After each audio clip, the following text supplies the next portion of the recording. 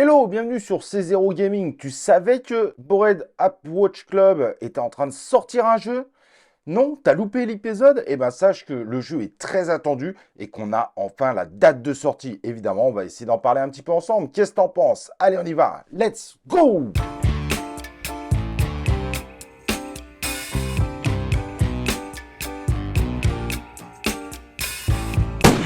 Donc, comme je disais, aujourd'hui, on va parler de ce fameux jeu de Bored App Yacht Club qui était très entendu par certains qui avaient fait parler de lui, mais voilà, il n'y avait rien dessus. Donc, le nom de ce jeu, c'est Dukedatch et qui va bientôt être disponible. Vous allez bientôt pouvoir minter sur ce jeu.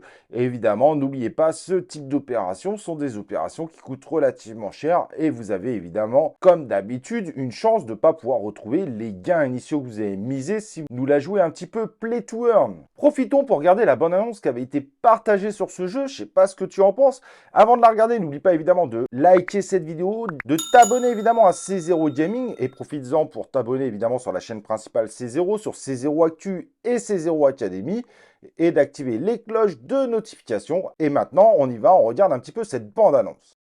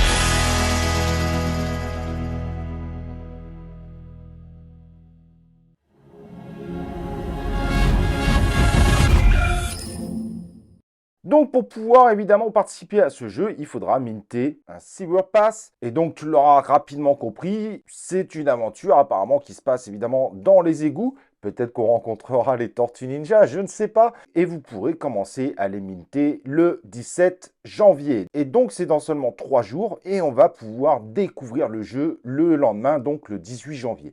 Donc finalement tout ça arrive très vite maintenant. Si tu n'es pas au courant, au moins tu n'auras pas cette attente. Et ce Sewer Pass vous permettra de jouer en illimité au jeu. Et sachez qu'il sera aussi revendable, achetable, échangeable sur des plateformes telles que OpenSea. Mais il est vrai que c'est quand même quelque chose à regarder, un phénomène à regarder, parce que depuis justement l'annonce de ce jeu, ça a remis les collections Bored App Yacht Club à reprendre de la valeur. Vous vous rappelez, tout ceci, l'univers des NFT s'était totalement effondré. Et bien là, ça a permis justement, évidemment, de repump au niveau de la valeur de ce type de NFT. Bref, vous l'avez compris, il n'y a pas que des malheureux dans l'univers des NFT. Alors tout est un peu en mode surprise, on ne sait pas trop ce qui va se passer, on ne connaît pas le fond du jeu, mais a priori, votre Sewer Pass, après, il faudra le valider directement sur le jeu. Donc, il faudra juste avoir au-dessus de 0 points. Donc, j'imagine qu'il faudra au moins jouer au jeu une fois pour le valider intégralement.